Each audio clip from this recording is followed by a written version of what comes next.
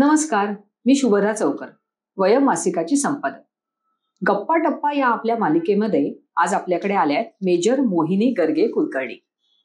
आपण त्यांच्याशी गप्पा मारून त्यांचं क्षेत्र, त्या बाकी काय काय करतात असं सगळं जाणून घेऊया. नमस्कार मोहिनी. नमस्कार शुभदाताई. आज वयमच्या सगळ्या आपल्या वाचकांसमोर हा प्रवास उलगडताना मला खूप छान वाटतंय आणि मला अशी आशा आहे की आपल्या छोट्या मित्रांना, त्यांच्या आई बाबांना आपल्या गप्पा नक्कीच आवडतील. अगदी अगदी आपला तोच उद्देश आहे की तुमचं हे सगळं वेगळं आयुष्य, वेगळी तयारी, त्याच्यासाठीची लगान, हे सगळं मुलांनाही कळावं आणि त्यांच्या आई वडिलांना सुद्धा या विश्वाची चांगली ओळख व्हावी. मला एक सांगा की आपण सैन्यात जावं असं सगळ्यात पहिल्यांदा तुम्हाला कधी वाटलं? खरं तर असा एक ट्रिगर पॉइंट सांगता येणार नाही, पण साधारण लहानपणापासून तशी शौर्य कथांची आणि युद्धांची अशी आवड होतीच मला.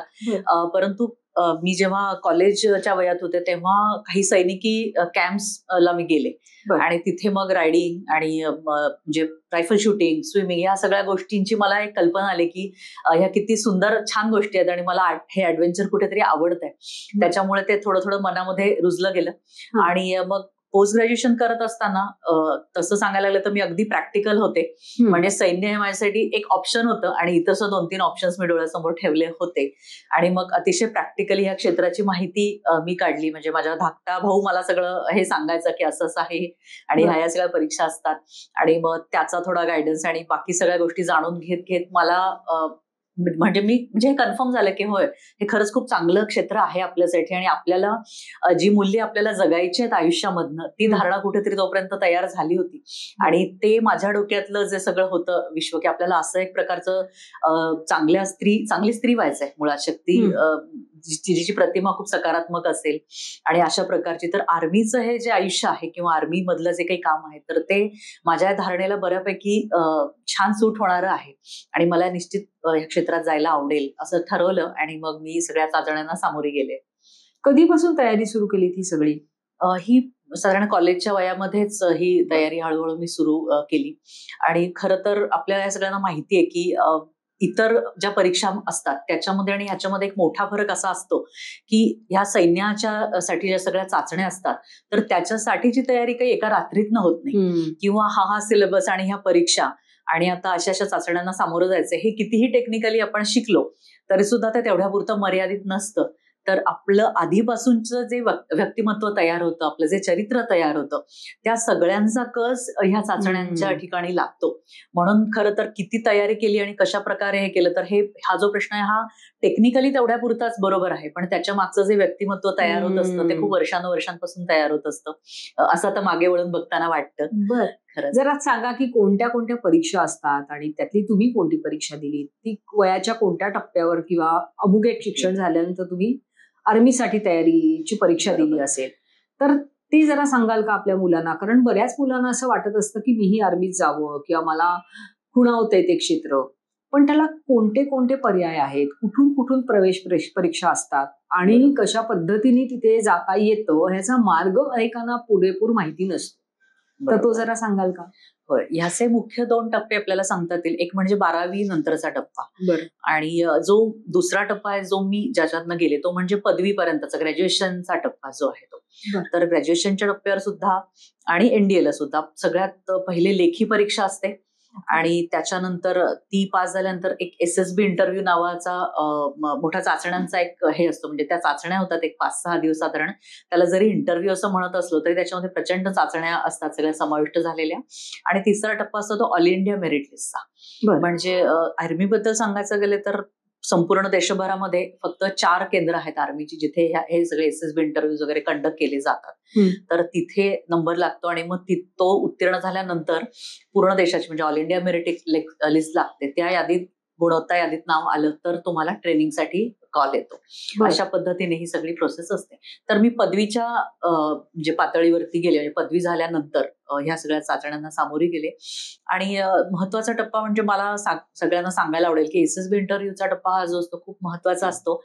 जे मी मगाशी म्हणत होते की सगळं आपलं जे व्यक्तिमत्व असतं ते एखाद्या एक्सरे प्रमाणे इथे उघड होतं सगळं. आणि त्यातही अगदी महत्वाचं म्हणजे मानसशास्त्रीय चाचण्या. कारण आपलं जे शरीर असतं ह्याच्या मागे कुठेतरी आपलं मन असतं आणि आपल्यामध्ये किती मनशक्ती आहे एखादा निश्चय आपण केला तर तो किती सखोल भावनेतनं आपण तो केला आहे खरंच. आपली मोटिवेशन लेवल किती आहे आपल्याला सैन्यात जायचंय, पण ती खरंच किती आहे.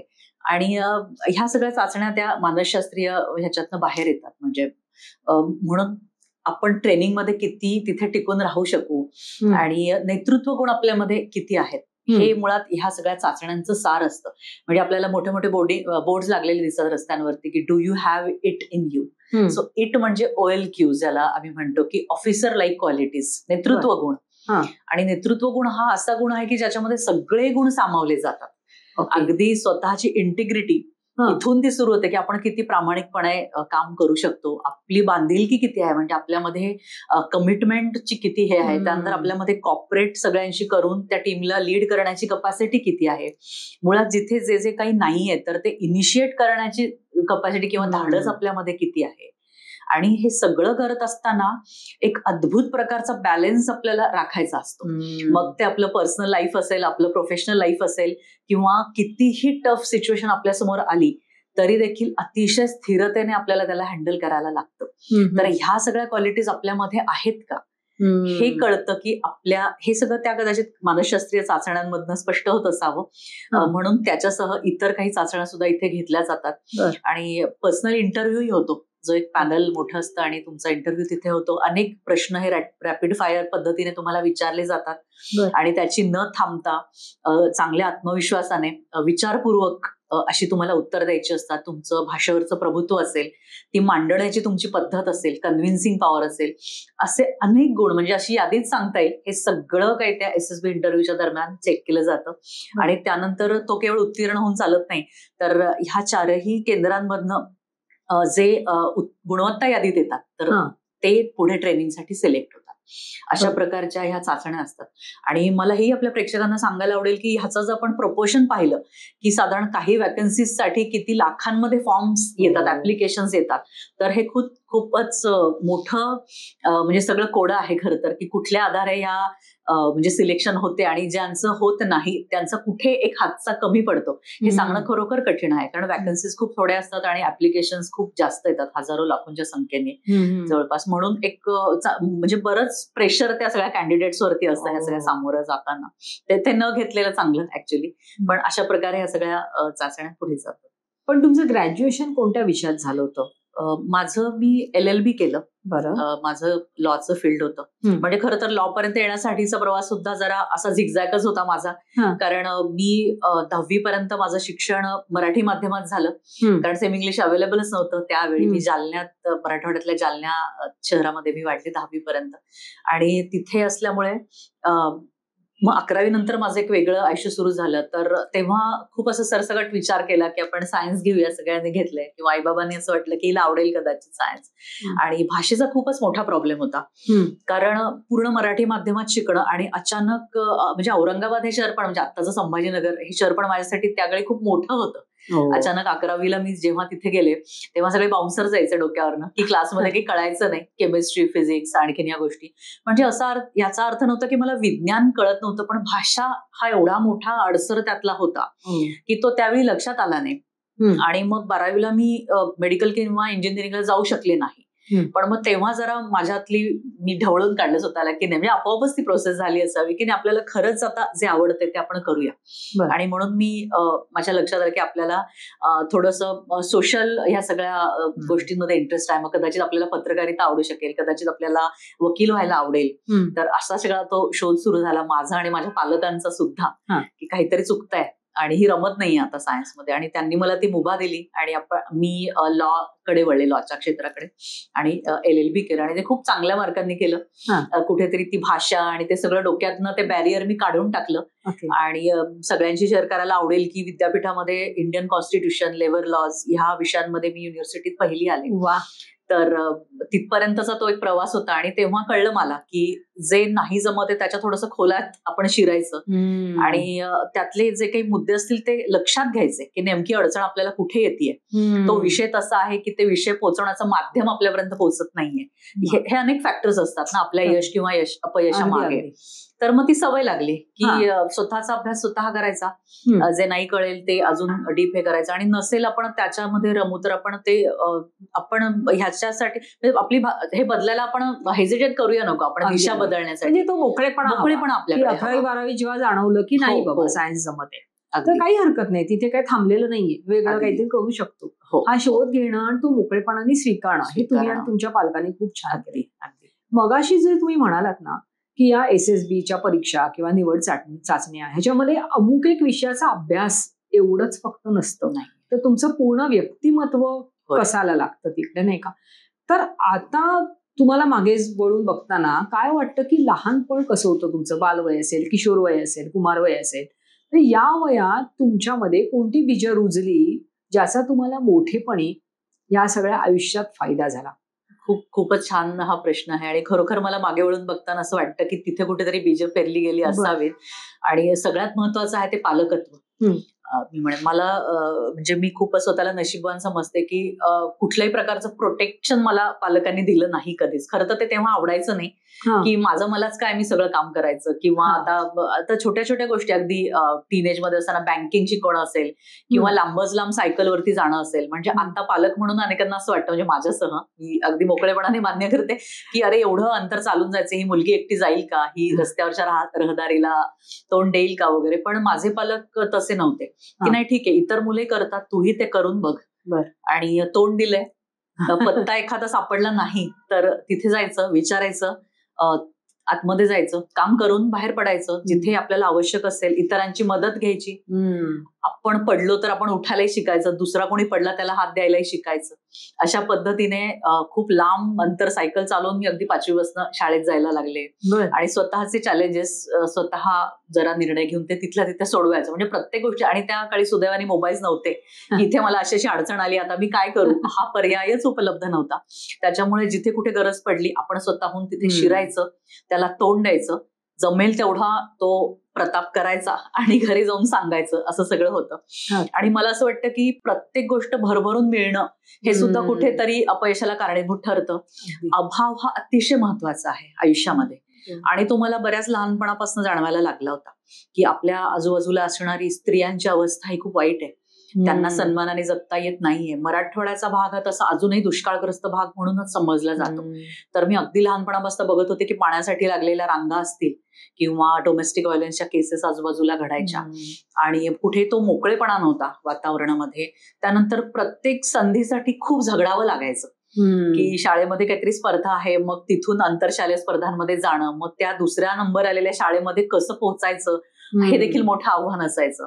तर अशा छोट्या छोट्या समस्यांवरती मात करायची नकळत सवय लागली, कारण ते पटकन हाताशी नसायचं की हा हे असं असं माहिती, इथून इथे माहिती, असं नसायचं काही. आणि त्यातही माहिती अशी पटकन कळायची नाही की एखादी काहीतरी स्पर्धा आहे किंवा एखादी परीक्षा आहे तर हे असं असं सगळं हा प्रवास असणार आहे. बऱ्यापैकी अज्ञान त्याच्यामध्ये असायचं, म्हणून स्वतः कुठेतरी इनिशिएट करून ती माहिती करून घ्यायची, तिथे पोचायचं वेळेमध्ये. आणि म्हणजे मला असं आठवतं लहानपणाचे खूप किस्से खरं तर, की एकदा तर मी तिथे पोचायला उशीर झाला, काहीतरी कथाकथन स्पर्धा वगैरे होती, आणि आता निकाल परीक्षक जाहीर करणार एवढ्यात मी अशी घाम पुसत वगैरे तिथे पोचले की म्हणजे मला यायला उशीर झाला, कारण मला खूप लांब अंतर होतं आणि मला आई बाबा येऊ शकले नाहीत बरोबर, म्हणून मी माझी रिक्षा करून आली आहे एकटी इथपर्यंत. आणि मग परीक्षक म्हणाले नाही पण आता स्पर्धा संपली आहे आणि आपण आता निकालच जाहीर करणार आहोत. म्हटलं हरकत नाही, तुम्ही निकाल जाहीर करा, पण तुमचा निकाल लागेपर्यंत फक्त मला माझी कथा सादर करण्याची संधी तुम्ही द्या, तेवढं माझ्यासाठी पुरेसं आहे. कारण मी त्याच्या मागे प्रचंड मेहनत घेतली आहे, आणि इथे सगळ्या म्हणजे या जिल्ह्यातल्या सगळ्या शाळांची मुलं एकत्रित झाली आहेत, तर हा परफॉर्मन्सचा आनंद केवळ मला घेऊ देत, अशी मी त्यांना त्या स्टाफ रूम मध्ये जाऊन विनंती केली, आणि त्यांनी ती मला दिली. आणि सुदैवाने त्यांना पहिल्या नंबरसाठी माझ्या नंबरचा म्हणजे विचार करावा लागला माझ्या नावाचा, असा तो परफॉर्मन्स झाला. आणि मला वाटतं ते काहीतरी संस्कृत कथाकथन होतं, नुसतं मराठीत पण नव्हतं. तर अशा प्रकारे ती एक सवय होती की शेवटचं दार आपण ठोठवायला पाहिजे. आता झालीये स्पर्धा, तिथेच रडू फुटणं की नाही नाही अरे आता स्पर्धा, आता निकाल लागणार आहे, मला लेट झालाय, काय म्हणजे असं कुठे हताश व्हायला मी स्वतःला संधीच दिली नाही. ठीक आहे, अजून विनंती करूया, तेवढं करूया, तिथपर्यंत जाऊया, तो एक शब्द खर्च करूया, त्याच्यानंतर आपल्या हातात नाहीये. जे आपल्या हातात आहे त्याच्याशी आपण शेवटपर्यंत झगडायचं त्याच्यासाठी. ही जी सवय लहानपणापासून लागत गेली. आणि कॉलेजचं पण माझं आयुष्य असंच होतं. कुठेतरी कॉलेजमध्ये इनिशिएट करणं, स्टुडंट काउन्सिलमध्ये भाग घेणं, चांगला अभ्यास करणं, ते सुद्धा एक महत्वाचं असायचं. कारण पालक तरच ह्या सगळ्या इतर ऍक्टिव्हिटीजना परवानगी देतात. जेव्हा आपण आपली मार्क लिस्ट इंटॅक्ट ठेवतो तिथे कुठेतरी कॉम्प्रोमाइज केलं तर आई बाबा पाठवणार नाहीत, हे मला पक्क कळलं होतं त्यावेळेला. म्हणून आपला अभ्यास एक थोडंसं कंपार्टमेंटलाइज करायचं किशोर वयापासूनच, की अभ्यासासाठी आपला जो प्राईम टाइम असतो तो द्यायचा. आणि त्याला जोडूनच ह्या सगळ्या गोष्टी, इतर ऍक्टिव्हिटीज ज्या आपल्याला शाळा कॉलेजमध्ये करायला हव्या त्या केल्याच पाहिजेत आपल्या मित्र मैत्रिणींना घेऊन. तर हे सगळं मी केलं कॉलेजमध्ये. कॉलेजला बऱ्याच स्पर्धांमध्ये रिप्रेझेंट केलं. आणि जे आता किस्से जसे शालेय पातळीवरती होते तसेच कॉलेजच्या पण पातळीवरती असायचे, की मी आणि म्हणजे 12वी किंवा फर्स्ट इयरच्या लेवलला कुठेतरी मी आणि मैत्रीण आम्ही एका स्पर्धेसाठी गेलो आणि तिथे निवासी औरंगाबादून कुठेतरी नाशिकला प्रवास करून गेलो. धो पाऊस आहे बाहेर आणि ज्याचं रिझर्वेशन झाले ती एसटी सुटली, ती आधीच गेली वगैरे, असे किस्से घडायचे. मग अशा वेळी कुठे ते एसटीडीत जाणं, फोन करणं त्या संयोजकांना, मग त्यांनी फोन न घेणं. मग आता परक्या शहरात आपण कसं वागलं पाहिजे, तर एक डायरी साधारण तिथे 4 पत्ते आपल्या ओळखीचे घेऊन फिरणं, जिथे आपल्याला सुरक्षित वाटेल अशा ठिकाणी मैत्रिणीला घेऊन तिथे जाऊन राहणं. तर हे सगळं आपोआप ती सवय लागली त्या वातावरणामुळे. आणि मग असं काही अवघड वाटे ना, म्हणजे जेव्हा आर्मीसाठीचं पण मी विचार करायला लागले की आपण ह्या करिअरमध्ये येऊ, तोपर्यंत मला वाटतं हे थोडंसं व्यक्तिमत्वामध्ये आलेलं होतं की क्रिप करायचं नाही कुठल्याही गोष्टीसाठी. नाही तर नाही, आपण निर्माण करायची ती गोष्ट. म्हणजे आपण हिंदी पिक्चरमध्ये ऐकतो ना की जहां से मैं खडी होती वहां से लाईन सुरू होती है, ती प्रत्यक्षात जगली तर झगडत प्रयत्न करत पण आपल्याला पाहिजे ते करायचं, इथपर्यंत जायचं. ही जी विजिगुषू वृत्ती म्हणतो आपण, ती खूप छान विकसित झाली तुमची. तुमचे आई वडील कोण होते, काय त्यांच्याबद्दल थोडी पार्श्वभूमी, कौटुंबिक पार्श्वभूमी सांगाल का? हो, माझे वडील नंदकिशोर गर्गे. आता बाबा MSCBतनं रिटायर झालेत. म्हणजे ते MSCB मध्ये इंजिनियर होते, ते मुळात इंजिनियर आहेत बाय क्वालिफिकेशन. आणि निम्न मध्यमवर्गीय कुटुंब. आणि आई माझी योग शिक्षिका होती, म्हणजे आताही ती ते सगळं करते. तर ती चित्रकला आणि इतर कलांमध्ये सुद्धा तिचं बऱ्यापैकी ती क्लासेस घ्यायची आमच्या लहानपणी. तर दोघंही सामाजिक कार्यामध्ये बऱ्यापैकी ऍक्टिव्ह होते. आम्ही सगळे लहान दोघे भावंड लहान असताना.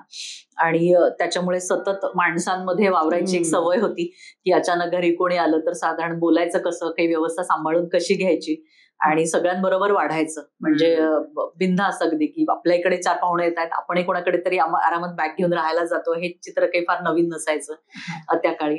आणि काही गोष्टी मला असं वाटतं की पैशांशी रिलेटेड नसतात, पण त्या एक मध्यमवर्गीय व्हॅल्यूज म्हणूनच असतात. आपल्याला अनेक कुटुंबांकडे पाहून असं कळेल की जिथे जिथे ज्याची जेवढी गरज आहे तिथेच आपण तेवढं हे करायचं. म्हणजे मुळात काही क्वालिटीज किंवा काही गुण असणं आणि ते दिसणं. आता आपण जसं स्मार्टनेसला खूप महत्व देतो की नाही आपल्याला स्मार्टपणे बोलता आलं पाहिजे, आपण मुलांवरही ते कुठेतरी प्रेशर करतो, तर त्यापेक्षा ते गुण असणं जास्त महत्वाचं आहे.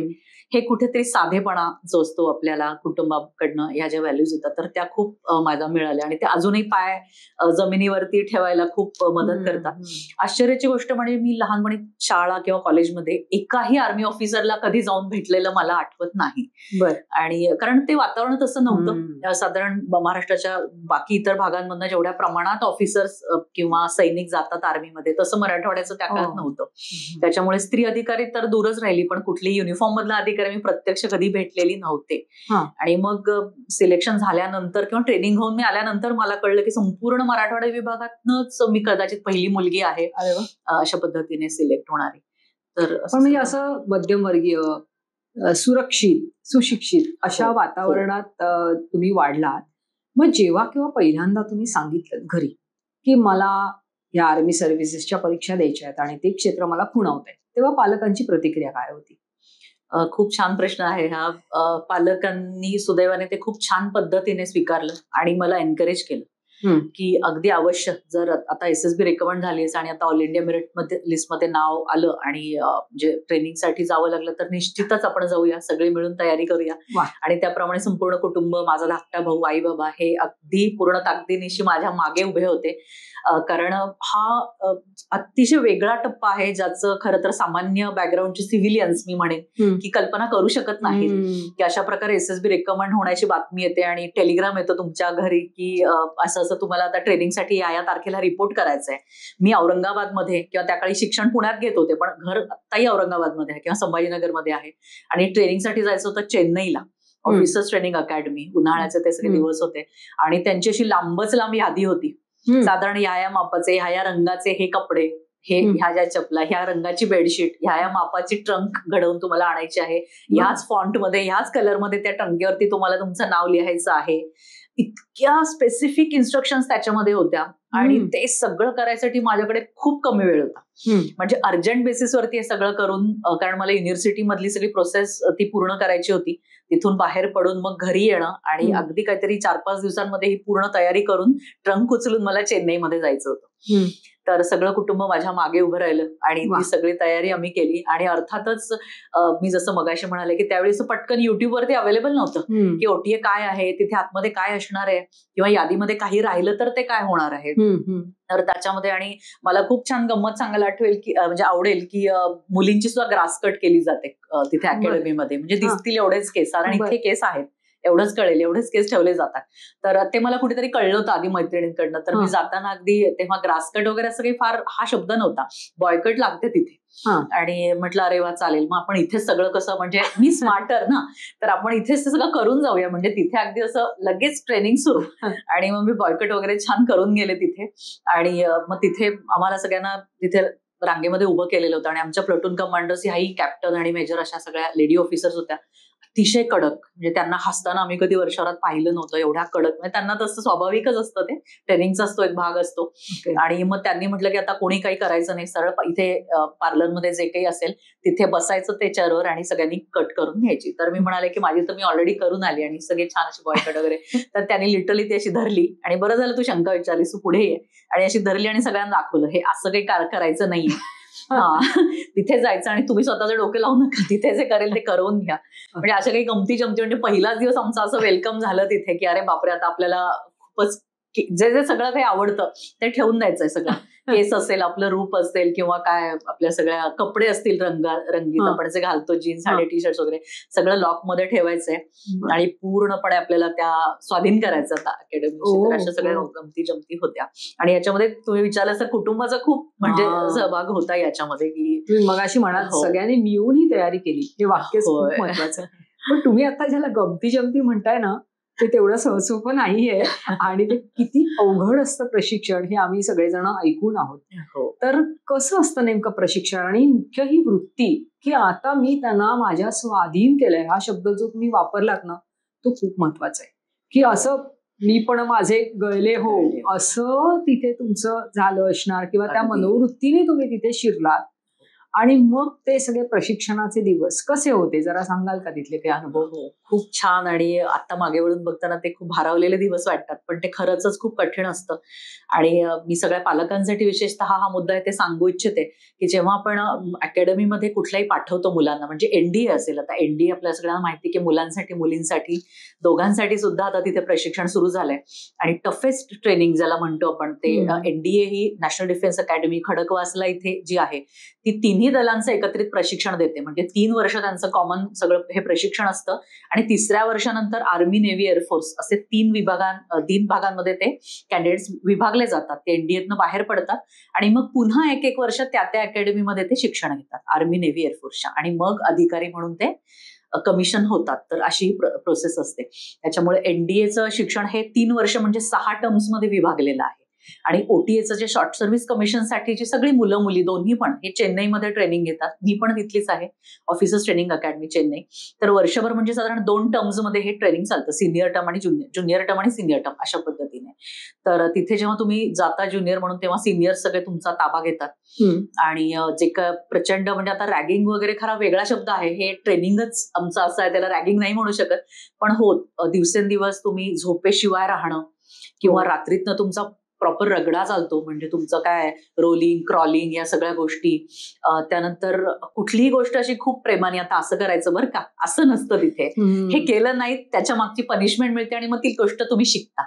अशी जरा वेगळी, म्हणजे आम्ही त्याला कॉमनली असे शब्द वापरतो की आता हे तुमच्यावरती आहे to find out the madness in the method और मेथड इन मॅडनेस. तर अशा मॅडनेस मधली ती मेथड शोधून शोधून तुम्ही चाचपडत तिथपर्यंत पोहोचता. आणि त्याच्यातनं जे तुमचे नेतृत्व गुण आणखीन झळाळून उठतात, तर त्याच्यातनं एक अधिकारी बनतो.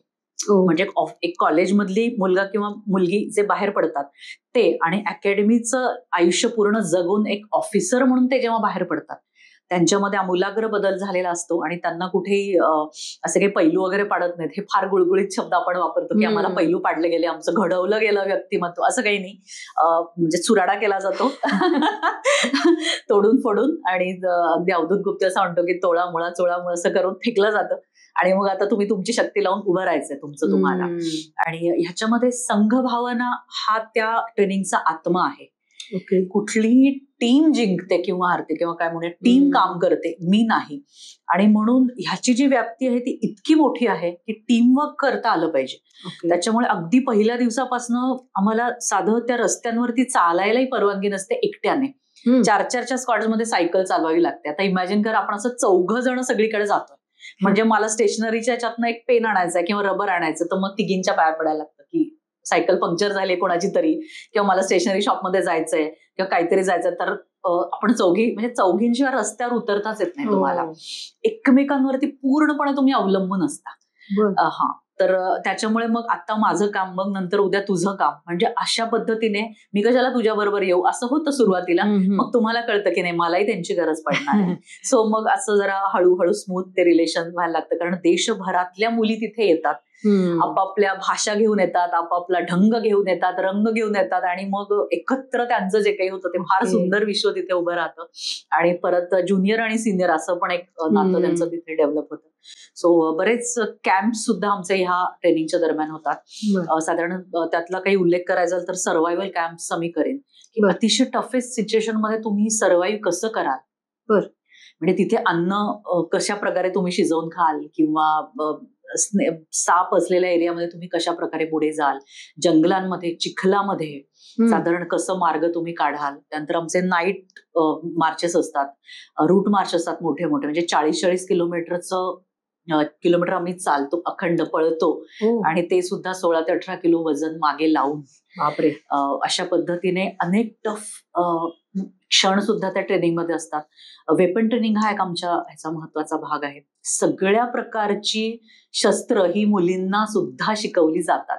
कारण आम्ही जेव्हा ऑफिसरहून बाहेर पडलो तेव्हा मला हा अतिशय कॉमन प्रश्न विचारला जायचा, तुम्हाला ऑफिस जॉब असेल ना, किंवा तुम्हाला पण ट्रेनिंग वगैरे काही असतं का. तेव्हा असं वाटायचं की मी काय करू या समोरच्या माणसाचं.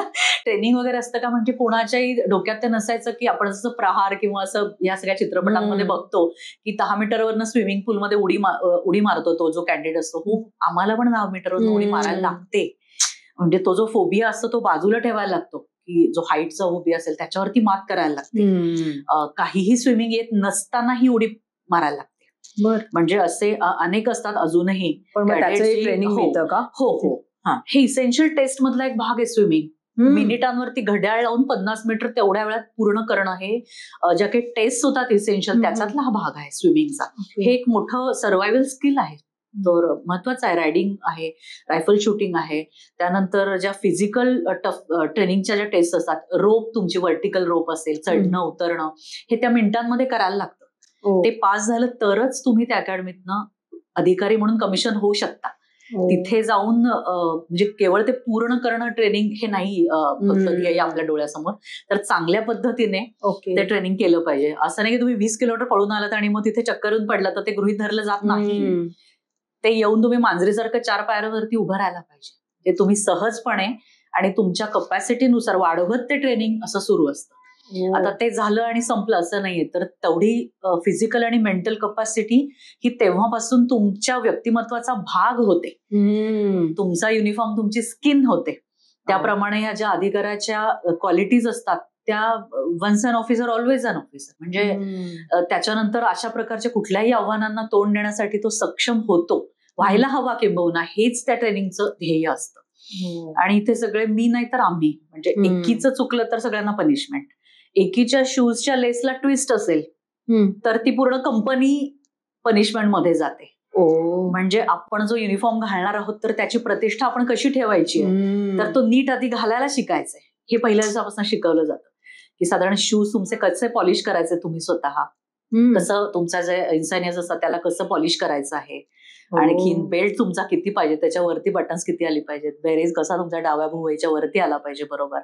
कारण अर्थातच म्हणजे त्या युनिफॉर्म मध्ये असणारं शरीर तुम्हाला पात्र करायचं त्या युनिफॉर्मसाठी, आणि बरोबरीने तो कसा घालायचा ह्याचं महत्व सुद्धा तुमच्यामध्ये भिनवलं जातं. तर खूप छोट्या छोट्या गोष्टी परफेक्शनचा आग्रह धरत सगळ्या ह्या आमच्यामध्ये भिनवल्या जातात.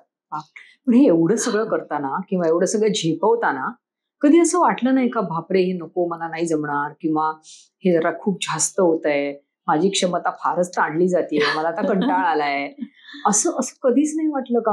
वाटतं, अगदीच वाटतं. आणि हे वाटणं म्हणजे निराशा येणं किंवा भीती वाटणं अनेकदा.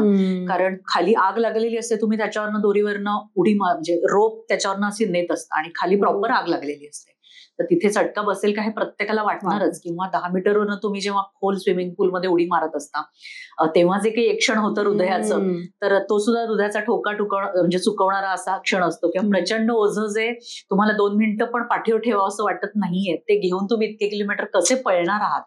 किंवा अगदी सुरुवातीला जेव्हा वेपन ट्रेनिंगला सुरुवात करतो तेव्हा दंड जरा तेवढे घडलेले नसतात, त्याच्यामुळे ते वेपन स्थिरही राहत नसतं हातामध्ये. तर ते स्थिर ठेवून त्यातनं अचूक तुम्हाला सगळं फायरिंग करता आलं पाहिजे तुमच्या टार्गेटवरती, त्यानंतर मुव्हिंग टार्गेटवरती तुम्हाला मारता आलं पाहिजे, इथपर्यंत तुमचे स्किल्स सगळे डेव्हलप करायचे असतात. तर निराशेचे अनेक क्षण येतात ट्रेनिंगमध्ये, आणि त्याच्यावरती मात करणं हे अतिशय गरजेचं असतं.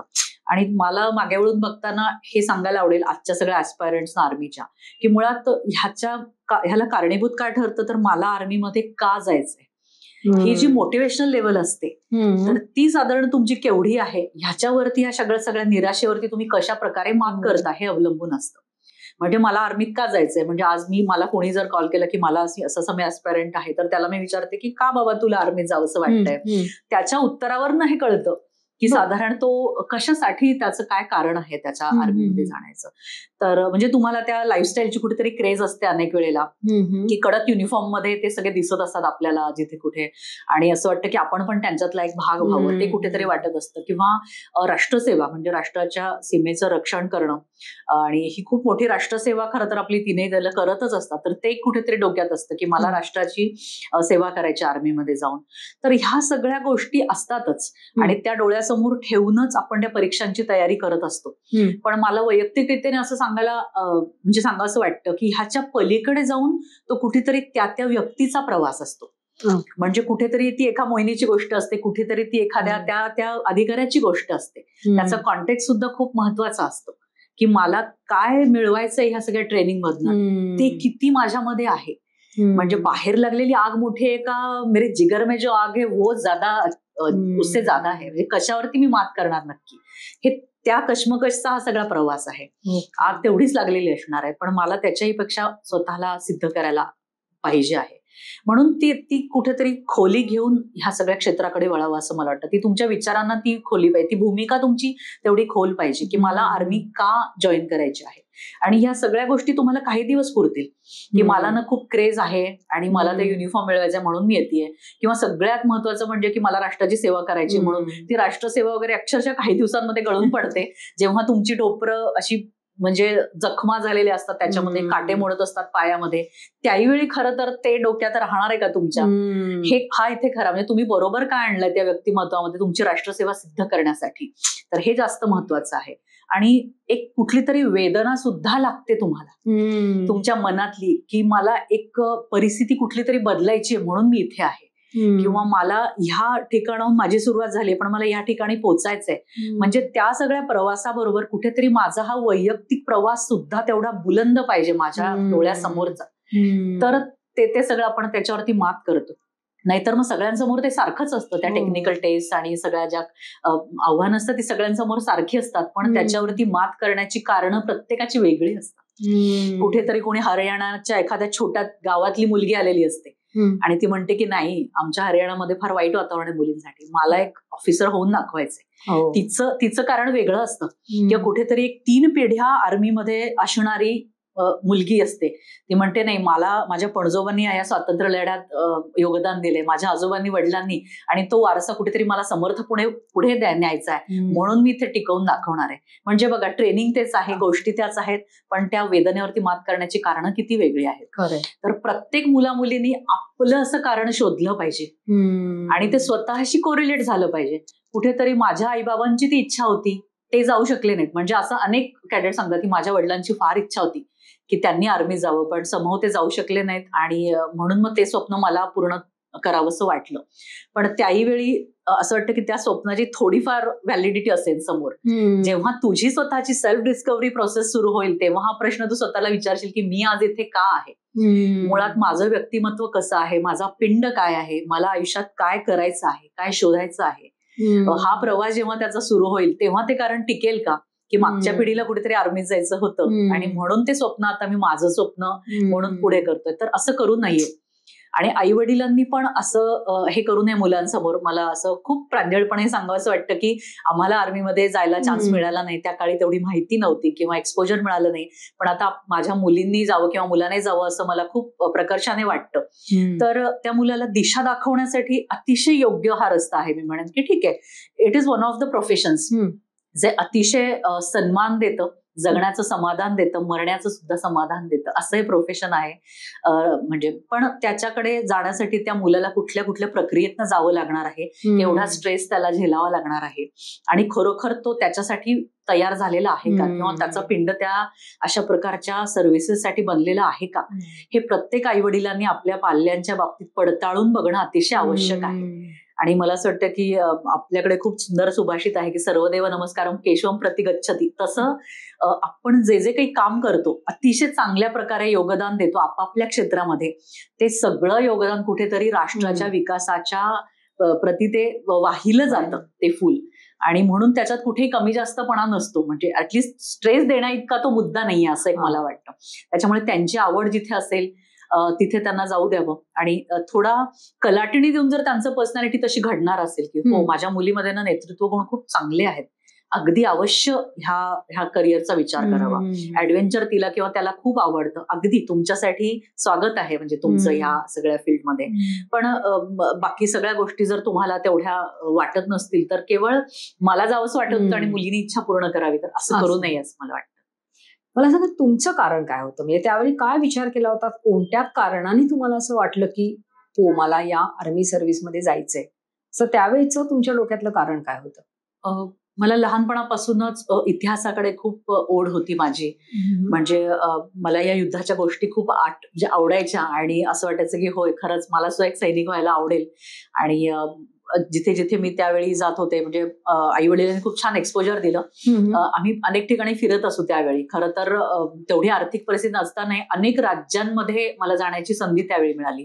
राजस्थान म्हणजे इनफॅक्ट मी काश्मीरमध्ये जिथे नंतर मी ऑफिसर म्हणून राहिले तिथे मी 2 वेळेला आधी जाऊन आलेली होते. तर अशा अनेक राज्यांमध्ये त्यांनी आम्हाला नेलं आणि आजच्यासारखं असं खूप ते रिसॉर्ट बुक करून जाणं वगैरे असं काहीही नव्हतं. गुगल मॅपही नसायचा, तर ती कुठेतरी पुस्तकं आणि 3-4 मित्र किंवा फॅमिलीज मिळून आम्ही ती जात असो एक गाडी करून आणि मग ती मॅप असणारी पुस्तकं जवळ ठेवायची, लोकांशी संपर्क करायचा, ती गाडीमध्ये बंद पडली तर ती दुरुस्त करण्यासाठीचे प्रयत्न करायचे, जिथे नदी असेल तिथे आंघोळी करायच्या आणि अशा पद्धतीचा. अर्थात तो काळही खूप वेगळा होता, पण त्यातनं शिकायला खूप मिळालं.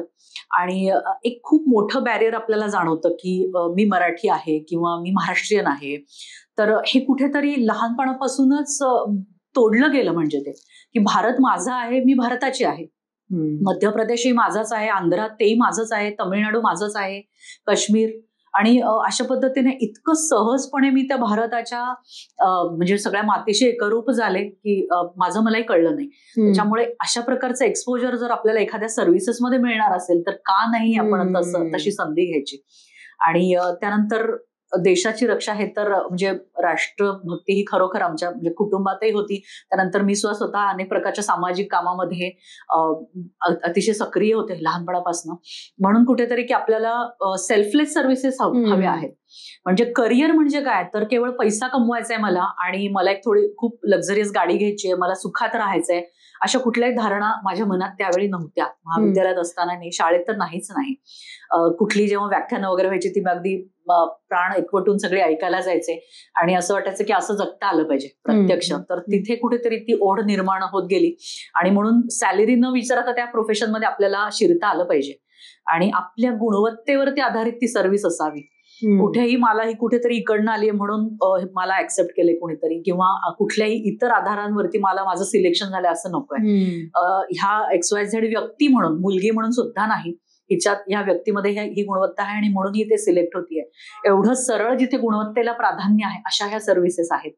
तर अशी अनेक कारणं देता येतील. आणि मगाशी मी जसा उल्लेख केला की स्त्री म्हणून मला सन्मान हवा होता कुठेतरी, की नाही मी एवढं सामर्थ्यशाली स्वतःचीच माझी प्रतिमा केली पाहिजे की माझ्याकडे जेव्हा माझ्या मराठवाड्यातल्या कानाकोपऱ्यातल्या मुली उद्या बघतील तेव्हा त्यांना वाटलं पाहिजे की हो, आपल्या समोर आपण कुठलंही ध्येय ठेवू शकतो आणि ही जाऊ शकते तर आपणही तिथपर्यंत जाऊ शकतो, आपण स्वप्न बघू शकतो. ह्याच्यावरती काही मुलींचा विश्वास बसेल कदाचित माझ्याकडे पाहून, तर बाकी सगळ्या गोष्टी दुय्यम आहेत की मला किती कष्ट घ्यावे लागणार आहेत ती प्रतिमा मिळवण्यासाठी, किंवा मला किती पगार मिळणार आहे, किंवा फॅसिलिटीज वगैरे. आज आपण प्रॅक्टिकली बघतो पण तेव्हाचं वातावरण असं नव्हतं की सैनिकांना ह्या फॅसिलिटीज असतात आणि हे सुद्धा काही वातावरण तेव्हा डोक्यात नव्हतं. आणि ती तयारी जी मगाशी तुम्ही म्हणालात, तर ह्या दृष्टीने मी जेव्हा ठरवलं की आपण ह्या सर्व्हिसेसकडे वळूया आणि मी फॉर्म वगैरे भरला, तर ते जे 2 वर्ष होते हॉस्टेलवरचे त्याच्याविषयी मला थोडंसं सांगायला आवडेल की जे पोस्ट ग्रॅज्युएशनसाठी मी पुणे युनिव्हर्सिटीच्या हॉस्टेलवरती होते, ते 2 वर्ष खूप ढवळून काढणारे होते, सेल्फ डिस्कव्हरी असं म्हणून. अगदी पहाटे माझा दिवस सुरू व्हायचा, अगदी एकटी मी जो संवाद चालला होता एकटीशी घरापासून कुठेतरी दूर. मला असं वाटतं ह्या करिअरच्या टप्प्यावरती एक प्रकारची डिटॅचमेंट सुद्धा तरुण मुलांना आवश्यक आहे. म्हणजे साधारण आपण कितीही सुरक्षा म्हणतो, कुटुंब, प्रेम, ह्या सगळ्या गोष्टी असल्या तरी सुद्धा कुटुंबाशी डिटॅच झाल्याशिवाय आपण स्वतःच्या आतमध्ये झाकून बघत नाही. अर्थात आता मोबाईल आहेच, तसं करू न देण्यासाठी एक मोठी अडचण, पण तरी सुद्धा थोडं कुठेतरी डिटॅच होता आलं आपल्याला आणि स्वतःवरती लक्ष केंद्रित करता आलं, तर त्याच्यामुळे जो वाढणारा फोकस असतो तो खूप चांगला असतो. आणि पहाटे 3-3:30 वाजता वगैरे मी उठत असते हॉस्टेलवरती, थंड पाण्याने आंघोळ करणं. आणखी मला योगासनं लहानपणापासून मी करत आलेले होते, योगासनं, प्राणायाम हे हॉस्टेलच्या गच्चीवरती जाऊन सगळं करणं, शांतपणे स्टेबल होणं, परीक्षा स्टेबल होऊन देणं, आणि अशा प्रकारे तो एक छान प्रवास सुरू होता. लहानपणापासून मला गीता पठणाची सुद्धा सवय आहे. म्हणजे त्यातली केवळ एक धार्मिक बाजू म्हणून नव्हे की एक रिलिजियस हे म्हणून म्हणायचं पापपुण्य अशा अर्थाने नाही, पण मला असं वाटतं की पूर्ण विश्वातलं ते एक सगळ्यात चांगलं मोटिवेशनल स्पीच आहे. एखाद्याला तू हे करू शकतोस आणि कर, असं जे कृष्णाने सांगितले की अरे अर्जुना, तू दुर्बळता झटक आणि तुझ्यात एवढं सगळं काही आहे आणि तू लढायला तयार हो. आणि लढणं म्हणजे केवळ हिंसा नाही, तर त्याच्या मागे मी मगाशी जसं म्हणते कुठेतरी एक ती खोली असणं आवश्यक आहे. ती कुठेतरी दृष्टी त्याला श्रीकृष्णाने अर्जुनाला दिली की त्याच्या मागे एवढं सगळं काही आहे तुझ्या लढण्यामागे, तो तेवढ्यापुरतं तेवढं त्याला बघू नकोस की मी मारणार आणि एवढे जीव आता मरणार आहेत. तर अशा प्रकारची जी फिलॉसॉफी आहे ही आपण प्रत्येक ठिकाणी अप्लाय केली पाहिजे असं मला वाटतं. तर त्या गोष्टींनी देखील ते एक मोटिवेशनल लेवल माझं प्रत्येकच आयुष्याच्या टप्प्यावरती कदाचित चांगलं राहिलं असावं. आणि हार्डवर्क त्याला ऑप्शन नाही, पर्याय नाही, आजही मेहनतीला पर्याय नाही. वा. या सगळ्या अशा ट्रेनिंग मधून जेव्हा तुमच्यातली ऑफिसर तयार झाली अगदी, तर पहिलं पोस्टिंग कुठे मिळालं? पहिलं पोस्टिंग मी खूप भाग्यवान म्हणेन की मला काश्मीरला मिळालं. वा. म्हणजे काही महिन्यांसाठी केवळ मी पश्चिम बंगालच्या एका छोट्या भागात जॉईन झाले होते आणि काही महिन्यातच काश्मीरमध्ये आम्ही रवाना झालो, अगदी 2-3 महिन्यामध्ये. आणि ते सुद्धा इकडे तिकडे नाही तर प्रॉपर इंटेन्स काउंटर इन्सर्जन्सी एरियामध्ये, बारामुल्ला आणि जो अवतीभोवतीचा प्रदेश आहे तिथेच आमचं इंजिनियर युनिट हे तैनात होतं आणि त्याचा मी एक भाग होते.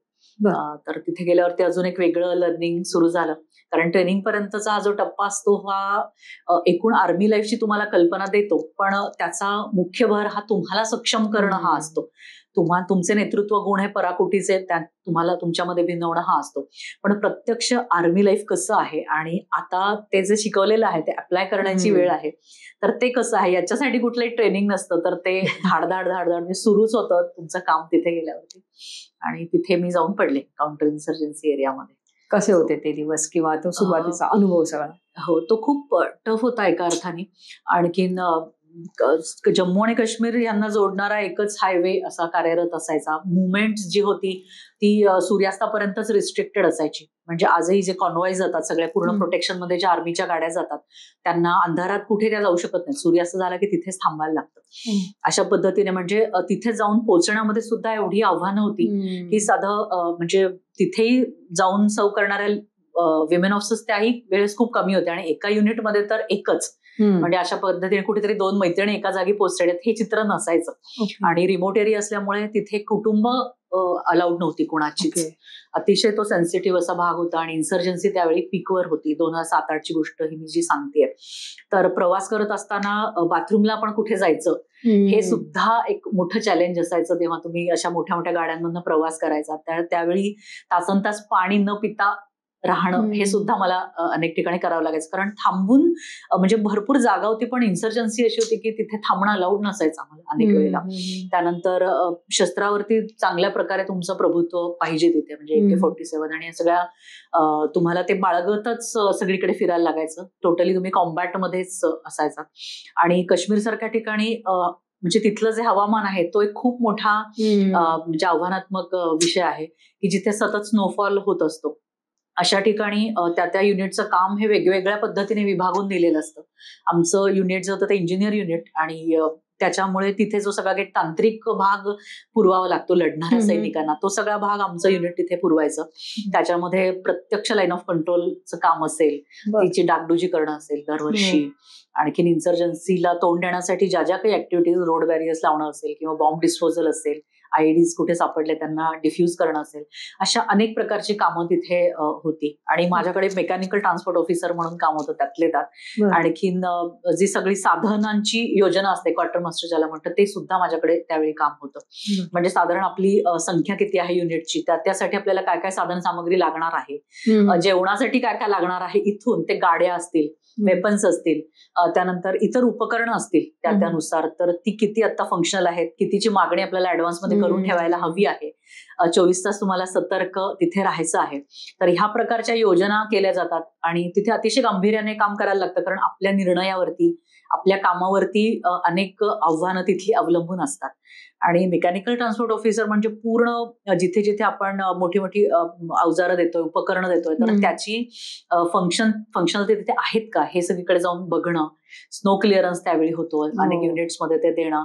तर हे करत असतानाचा जो प्रवास होता हा खूप कठीण असायचा. अनेक वेळेला ट्रॅक्स नव्याने बनवणं हे आमच्याकडे काम असायचं की जिथे रस्ताच नाहीये आणि पायपीट करून जवानांना जायला लागतं. तिथे रेशन पोचायला खूप उशीर होतो. वेळेवरती अन्नधान्य सुद्धा म्हणजे जवानांना मिळत नाही जे लढतात ऍक्च्युली.